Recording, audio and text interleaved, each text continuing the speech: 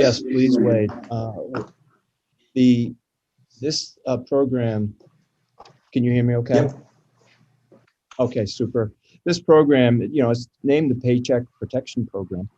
It's gone far beyond that, actually. So it's even better than the first wave of funds that were available. It's an additional $284 billion, and it covers some additional operating expenses, but also recognizes that businesses have had to incur incrementally to make their environments safe for their employees and, in some cases, customers coming through, of course. And that is a reimbursable expense. So as Brian mentioned, the CDC rightfully so recognized the airborne nature of the virus. So air purification, money spent on that is covered 100% of what you've spent, no matter the steps you've taken, including, of course, air purifiers such as ours. So that is an excellent move. We're really happy to have that to be part of the program, and it's good the government has recognized that. The other thing with the Paycheck Protection Program is it's pretty slick.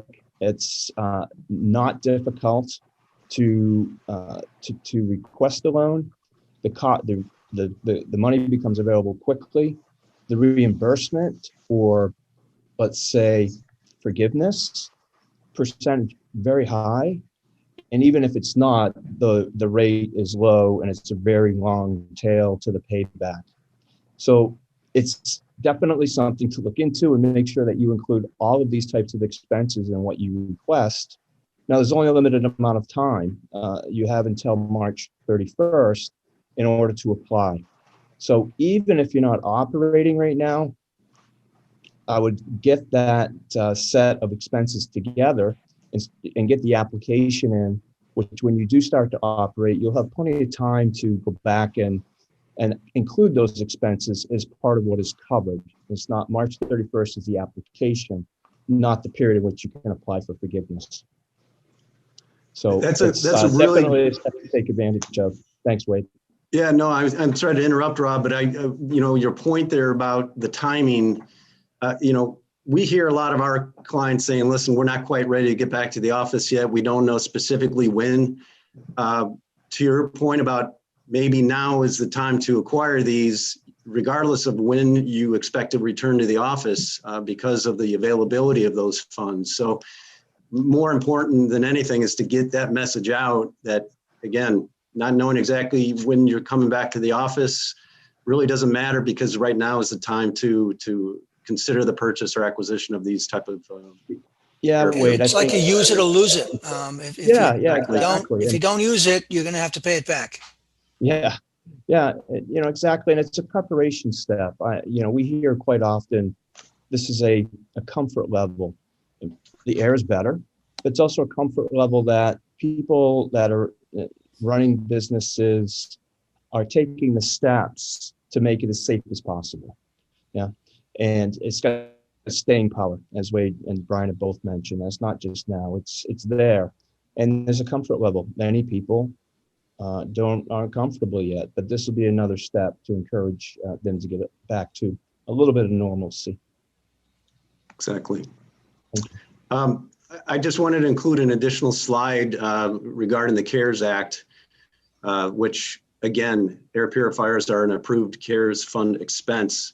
The reason I wanted to include this is just to reiterate that the value and importance of clean air goes beyond just the office environment, schools, it's small businesses. It's in fact, the whole Boston Clean division has created a whole new category of customers for us. Beyond our normal office customers, we now have schools, we have health facilities, we have boutique gyms, we have restaurants, because of all these added categories of services and products. So again, having the government involved in supporting the funding of air purification has been a huge part of this opportunity.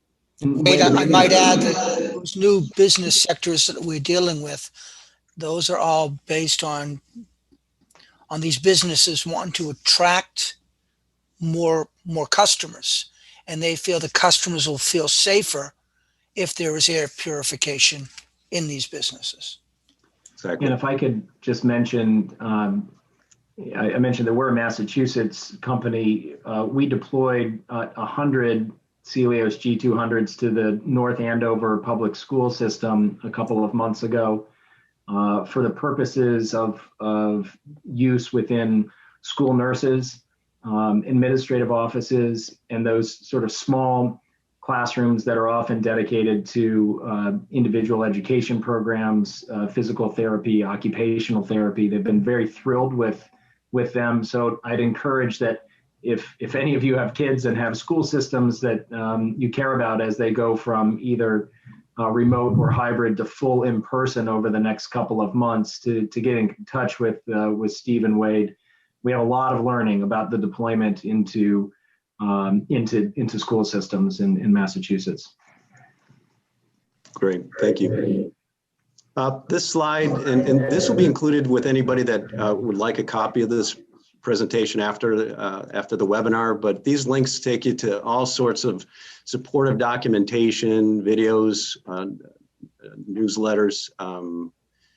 And I guess I wanted to point out, Rob or Brian, that these are all validated by independent third-party organizations. Otherwise, you wouldn't have, I guess, provided this type of documentation. Is that correct? Yeah. So, as a medical device company, everything that we do related to the SARS-CoV-2 claim has very stringent requirements with regard to proving the size of the particles that we can capture, being able to validate the claims with which the efficiency of which we capture those particles, having a quality policy as part of our go-to-market strategy.